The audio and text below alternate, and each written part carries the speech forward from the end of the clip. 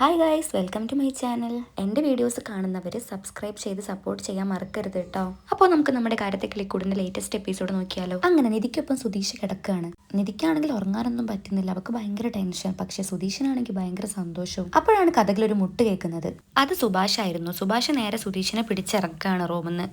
നിധിക്കാണെങ്കിൽ ഭയങ്കര സമാധാനം. സുഭാഷ് വന്നപ്പോൾ സുധീഷാണെങ്കിൽ മനസ്സിൽ സുഭാഷിനെ പ്രാഗാണ്. കാരണം സുധീഷിന് ഈ നിമിഷം ഭയങ്കര ഇഷ്ടമായിരുന്നു. ഇങ്ങേർക്ക് കാലകാലം പെണ്ണ് കിട്ടാണ്ട് ഇരിക്കണേന്ന് അവൻ പറയാണ്. അങ്ങനെ സുഭാഷ് സുധീഷിനെ റൂമിൽ നിന്ന് പിടിച്ചിറക്കാണ്. ഒരു പേടിയോടെ സുധീഷ് പറയുന്നുണ്ട്, അച്ഛൻ പറഞ്ഞപ്പോൾ കിടന്നതാ. അപ്പോൾ സുഭാഷ് പറയുന്നുണ്ട്, അച്ഛൻ പറഞ്ഞ എല്ലാം അനുസരിക്കുന്ന ഒരു മോൻ, അവിടെ പോയി കിടക്കടാ. ഇതെല്ലാം കണ്ടിട്ട് പകച്ചു നിൽക്കാണ് നികേഷും ഹരീഷ്. അവർക്കൊന്നും മനസ്സിലാവുന്നില്ല. കാരണം എന്തിനാണ് ഏട്ടൻ അവർ രണ്ടുപേരും പിരിക്കുന്നത് എന്നൊക്കെയാണ് അവർ ചിന്തിക്കുന്നത്. കാരണം അവർക്ക് സത്യങ്ങളൊന്നും അറിയില്ലല്ലോ. നിധിയാണെങ്കിൽ സമാധാനത്തോടു കൂടി താങ്ക്സ് പറയുന്നുണ്ട് സുഭാഷിനോട്. എന്നിട്ട് അവൾ കഥ കുറ്റിയിട്ട് കിടക്കാൻ പോവാണ്. അങ്ങനെ എല്ലാവരും കിടന്നപ്പോൾ ഹരീഷ് എണീറ്റിരുന്ന് ചോദിക്കുന്നുണ്ട്, അച്ഛൻ ആദ്യമായിട്ടൊരു നല്ല കാര്യം ചെയ്തതാ, എന്നിട്ട് എന്തിനാ ഏട്ടനെ സുധീഷ് ഏട്ടനെ പിടിച്ച് പുറത്താക്കിയത്? അവർ ഭാര്യ ഭർത്താക്കന്മാരല്ല, അവരൊരുമിച്ചല്ലേ കിടക്കേണ്ടത്, ഏട്ടൻ എന്തിന്റെ കേടാ? ആദ്യമൊന്ന് പതറിയെങ്കിലും സുഭാഷ് പറഞ്ഞൊപ്പിച്ചു. എടാ, എൻ്റെ കല്യാണം കഴിഞ്ഞിട്ട് അവൻ ഭാര്യൻ്റെ കൂടെ കിടക്കുള്ളൂ എന്ന് ശബ്ദം ചെയ്തില്ലായിരുന്നു. അത് പാലിക്കാൻ വേണ്ടിയിട്ടാണ് ഞാൻ അവനെ പിടിച്ച് പുറത്താക്കിയത്. മരയ്ക്ക് കിടക്കാൻ നോക്കടാന്നും പറഞ്ഞിട്ട് സുഭാഷ് കിടക്കണം. ആ ഉത്തരം ഹരീഷിന് അത്രയ്ക്ക് അങ്ങോട്ട് തൃപ്തിയായിട്ടില്ല. പക്ഷെ അവനൊന്നും ചോദിക്കാണ്ട് അവനും കിടന്നു. സുധീഷിനാണെങ്കിൽ ഉറക്കം വരുന്നില്ല. കാരണം വീണ് കിട്ടിയൊരു ചാൻസ് ആയിരുന്നു, അത് ഏട്ടനായിട്ട് നശിപ്പിച്ച്.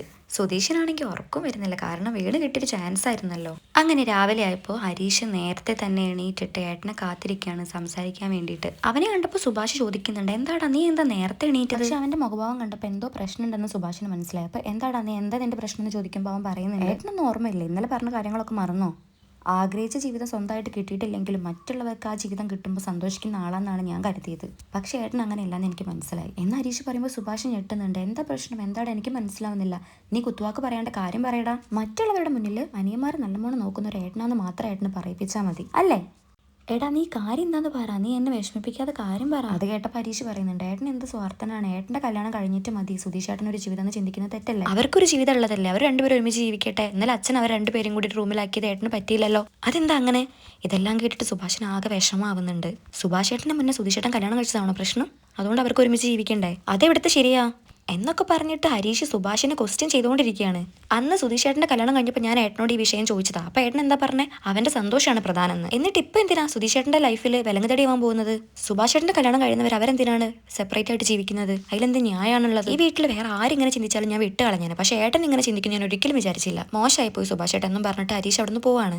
ഹരീഷ് പോയതും സുഭാഷ് ഒഴുകി വന്ന കണ്ണീര് തുടയ്ക്കുന്നുണ്ട്. പിന്നീട് കാണിക്കുന്നത് ഭാസ്കരനും ഭാസ്കരന്റെ ഫ്രണ്ടും കൂടെ വീടിന് മുന്നിൽ നിന്ന് സംസാരിക്കുന്നതാണ്. അപ്പോഴാണ് നിധി വരുന്നത്. അയാൾ പറഞ്ഞുകൊണ്ടിരിക്കുന്നത് തന്റെ ഭാര്യനെ കുറിച്ചാണ് കേട്ടോ. മൂദേവി ഒരു സമാധാനം തരുന്നില്ല എന്നൊക്കെയാണ് അയാൾ പറയുന്നത്. അത് കേട്ടതും ഭാസ്കരൻ പറയുന്നുണ്ട്, നീ നിലയ്ക്ക് നിർത്താത്തതുകൊണ്ടാണ് അവൾ ഇങ്ങനെ കാണിക്കുന്നതെന്ന്. നിധിനെ കണ്ടതും ഭാസ്കരൻ അവളെ വിളിക്കുന്നുണ്ട്, ഇതാണ് കേട്ടോ എന്റെ മരുമകള്, സുധീഷ് സ്നേഹിച്ച് കല്യാണം കഴിച്ചു കൊണ്ടുവന്നതാ. എന്നാൽ നിധിക്ക് ഇതൊന്നും അത്ര ഇഷ്ടപ്പെടുന്നുണ്ടായിരുന്നില്ല. അവളെല്ലാം കേട്ടോണ്ട് നിൽക്കുകയാണ്. നിധി ശ്രദ്ധിക്കുന്നുണ്ടെന്ന് കണ്ടതും സുധീരനോട് പറയുന്നുണ്ട്, എടാ, ഭാര്യമാരൊക്കെ നിലയ്ക്ക് നിർത്താൻ പറ്റും, പെണ്ണ് ഭരിക്കുന്നിടം വീട് മുടിഞ്ഞു പോകും. എന്നിട്ട് നിധിനെ അടങ്ങണിട്ട് നോക്കുന്നുണ്ട്. നിധി ഇതാകെ കേട്ടിട്ട് ഷോക്കായി നിൽക്കുകയാണ്. ഇയാൾ എന്തേ പറയുന്നത്? അപ്പോൾ സുധീരൻ പറയുന്നുണ്ട്, അങ്ങനെയൊന്നും പറ്റൂല, അവളോടൊന്നും പറയാൻ പറ്റില്ല, അവൾ അപ്പോഴേക്ക് കലബില ചലച്ചോണ്ടിരിക്കും, നമുക്കൊന്നും പറയാനുള്ള ഗ്യാപ്പ് പോലും ഇല്ല. അത് കേട്ടപ്പോൾ ഭാസ്കരൻ പറയുന്നുണ്ട്, അപ്പൊ നമ്മൾ മിണ്ടരുത്, കാവാലക്കുട്ടി നോക്കി ഒരൊറ്റ അടി കൊടുക്കണമെന്ന്. അത് കേട്ടതും നിധി ആകെ വായും പൊളിച്ച് നിൽക്കുകയാണ്.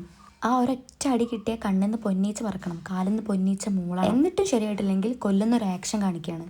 നിധി ഇത് കണ്ടപാടെ ആകെ ടെൻഷൻ ആവുന്നുണ്ട്, അവളാകെ വിറയ്ക്കുന്നുണ്ട്. അപ്പോഴാണ് നികേഷ് പറഞ്ഞത് അവൾ ഓർക്കുന്നത്. അമ്മ മരിച്ചപ്പോൾ അച്ഛൻ ജയിലിലായി, അച്ഛനാണ് അമ്മയെ കൊന്നെന്നാണ് എല്ലാവരും പറയുന്നതെന്ന്. ഇതോടെ ആലോചിച്ചപ്പോൾ നിധി ആകെ വല്ലാതായി.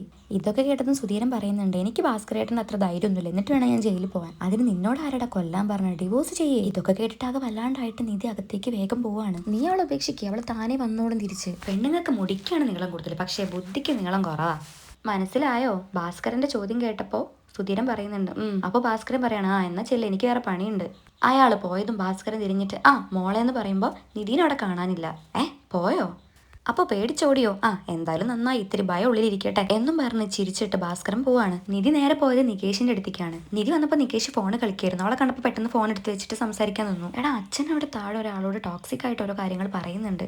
ഓ, ഏടത്തി മൈൻഡ് ചെയ്യണ്ട, അത് സുധീരേട്ടനായിരിക്കും. അയാൾക്ക് എന്നും ഇതാ പണി, സ്വന്തം ഭാര്യനെ പറ്റി കുറ്റം പറയല്. അതിവിടെ ഇരിക്കട്ടെ, ഞാൻ വന്നപ്പോൾ നീ എന്താ ഫോൺ മറച്ചത്, നിനക്ക് എന്താണ് പണി? അതാണോ? ഞാനിങ്ങനെ കുറച്ച് ഫോട്ടോസൊക്കെ നോക്കിയായിരുന്നു. ആരുടെ ഫോട്ടോസ് എന്ന് ചോദിക്കുകയാണ് നിധി. അങ്ങനെ അവൻ ആ കുട്ടിനെ പറ്റി പറയാണ്. അവൾ BA എക്കണോമിക്സ് ആണ്, എന്റെ ക്ലാസ്സിലല്ല, പക്ഷെ ഇംഗ്ലീഷ് ഒരുമിച്ചാണ്. ചേച്ചി കോളേജിലെ സ്റ്റാർ ആണ്, അവള് കിട്ടുന്ന റീൽസ് ഒക്കെ എന്ത് ഭംഗിയാണെന്ന് അറിയാമോ. ഇതൊക്കെ കേട്ടിട്ട് നിധിക്ക് ചിരി വരുന്നുണ്ട്. അവള് എന്നൊക്കെ പറയുന്നുണ്ട്. ചേച്ചിക്ക് അറിയോ, എല്ലാവരും അവളെ നോക്കിക്കൊണ്ടിരിക്കും, പക്ഷെ അവൾ എന്നെയാ നോക്കുന്നത്. അത് കേട്ടപ്പോൾ നിധി ചിരിച്ചിട്ട് പറയുന്നുണ്ട്, അല്ല നിങ്ങൾ സംസാരിച്ചിട്ടുണ്ടോ? അതെ ചേച്ചി, എന്റെ ഫോട്ടോയ്ക്ക് ലൈക്ക് അടിക്കാനും കമന്റ് ചെയ്യാനൊക്കെ തുടങ്ങിയിട്ടുണ്ട്. അപ്പോൾ നിധി ചിരിച്ചിട്ട് പറയുന്നുണ്ട്, ഓ അപ്പൊ പുരോഗമനമൊക്കെ ഉണ്ടല്ലേ. അപ്പോഴാണ് അങ്ങോട്ടേക്ക് സുഭാഷ് ഏട്ടൻ വരുന്നത്. എടാ നികേഷ്, കുറച്ച് സാധനം മേടിക്കാനുണ്ട്, നീ ഒന്ന് കടയിൽ പോയിട്ട് വാ. ഏട്ടാ ഈ വെയിലത്തോ, എന്നെ കൊണ്ടൊന്നും വയ്യ. എടാ ഈ കവലയിലല്ലേ, ഒന്ന് പോയി വാടാ. അപ്പോഴാണ് നിധി പറയുന്നത്, ഞാൻ പോയിക്കോളാം. അത് കേട്ടപ്പോൾ നികേഷ് പറയുന്നുണ്ടേ, വേണ്ട വേണ്ട, ഞാൻ പോയിക്കോളാം. എടാ നമുക്കൊന്ന് ഒരുമിച്ച് പോയാലോ. നിധി അങ്ങനെ പറയുമ്പോൾ അവൻ പറയണ്ട, ആ നല്ല ഐഡിയ, ഞാൻ ഡ്രസ്സ് മാറിയിട്ട് വരാട്ടോ എന്ന് പറഞ്ഞിട്ട് അവൻ പോകുന്നുണ്ട്. നിധി നിങ്ങൾ നല്ല കമ്പനി ആയില്ലെന്ന് സുഭാഷ് ചോദിക്കുമ്പോൾ അവൾ പറയുന്നുണ്ട്, ആ നല്ല കൂട്ടാ. അവൻ ആദ്യം ഇങ്ങനെയൊന്നും അല്ലായിരുന്നു, അവൻ തീരെ സംസാരിക്കാറൊന്നും. അവനൊരു മൂലയിൽ ഇങ്ങനെ ഇരിക്കും. ഇപ്പം നല്ല പുരോഗമനം ഉണ്ട്, പക്ഷെ നിധി പോകുന്നതോടുകൂടി അത് ഇല്ലാതാവും. അത് കേട്ടപ്പോൾ നിധിക്ക് ആകെ വിഷമാവുന്നുണ്ട്. മോൾക്ക് ഇവിടുന്ന് പോണോ? സുധീഷനെ വിട്, ബാക്കിയുള്ളവർക്ക് വേണ്ടി നിനക്ക് ഇവിടെ നിന്നൂടെ എന്ന് സുഭാഷ് ചോദിക്കുന്നുണ്ട് അവളോട്. അത് കേട്ടപ്പോൾ നിധി പറയുന്നുണ്ട്, അതെങ്ങനെ ശരിയാകും? അതല്ല മോളെ, നീ വേറെ എവിടെയെങ്കിലും വാടകയ്ക്ക് പോകുന്നതിനെക്കാട്ടി നല്ലത് ഇവിടെ വന്ന് നിൽക്കുന്നതല്ലേ, ഒരു പ്രശ്നം ഉണ്ടാവില്ല. അപ്പോൾ അവൾ പറയുന്നുണ്ട്, വേണ്ട സുഭാഷ് ഏട്ടാ, അത് ശരിയാവില്ല ഏട്ടാ. നികേഷും ഹരീഷൊക്കെ കരുതിയിരിക്കുന്നത് ഞാൻ അവരുടെ ശരിക്കുള്ള ഏട്ടത്തിമ്മയാണെന്നാ. ഇവിടെ ഞാൻ താമസിച്ചാൽ അവർക്കെല്ലാം മനസ്സിലാവും, അപ്പോൾ അവരെന്നെ തെറ്റിദ്ധരിക്കും. അത് കേട്ടപ്പോൾ സുഭാഷ് പറയുന്നുണ്ട്, അവരറിയുന്നതല്ലേ നല്ലത്. മോളെ നീ വേറെ എവിടെയെങ്കിലും പോയി കഷ്ടപ്പെടുന്നതിനെക്കാട്ടി നല്ലതല്ലേ ഇവിടെ നിൽക്കുന്നത്. ഞാൻ എൻ്റെ മനസ്സ് തോന്നി പറഞ്ഞെന്നുള്ളൂ, ബാക്കി നിന്റെ ഇഷ്ടം. എന്നിട്ടൊരു വേദനയോടുള്ളൊരു ചിരി ചിരിക്കുന്നുണ്ട് സുഭാഷ്. അത് കേട്ടപ്പോൾ നിധി പറയുന്നുണ്ട്, വേണ്ട അത് ശരിയാവില്ലെന്ന്. അവൾക്ക് അതൊക്കെ പറയുമ്പോൾ നല്ല സങ്കടമുണ്ട്. അപ്പോഴേക്കും നികേഷ് ഡ്രസ്സ് ചേഞ്ച് ചെയ്തിട്ട് വന്നു. അങ്ങനെ അവർ രണ്ടുപേരും കൂടെ സന്തോഷത്തോടു കൂടി കടയിലേക്ക് സാധനം മേടിക്കാൻ പോവാണ്. അവർ പോകുന്നത് നോക്കി നിറഞ്ഞ മനസ്സോടെ നിൽക്കുന്ന സുഭാഷിനെയാണ് പിന്നീട് കാണിക്കുന്നത് സുധീഷിനെയാണ്. സുധീഷ് തോമസ് ഏട്ടനെ സോപ്പിടുന്ന രംഗാട്ടോ പിന്നെ കാണിക്കുന്നത്. തന്നെ ജോലിയിൽ തിരിച്ചെടുക്കാൻ വേണ്ടിയിട്ടുള്ള പ്രകടനമാണ്. തോമസ് ഏട്ടനാണെങ്കിൽ അവനെ അടുപ്പിക്കുന്നതന്നെ. അങ്ങനെ അവൻ എന്തൊക്കെയോ കള്ളങ്ങളൊക്കെ പറഞ്ഞ് തോമസ് ഏട്ടന്റെ മനസ്സ് അലിയിച്ചുകൊണ്ടിരിക്കുകയാണ്. അതോടുകൂടി നമ്മുടെ ഇന്നത്തെ എപ്പിസോഡ് ഇവിടെ അവസാനിക്കുകയാണ്. അപ്പോൾ നാളത്തെ വിശേഷങ്ങൾ അറിയാനായിട്ട് എൻ്റെ ചാനൽ സബ്സ്ക്രൈബ് ചെയ്യൂ. അപ്പോൾ ഓക്കെ, ബൈ.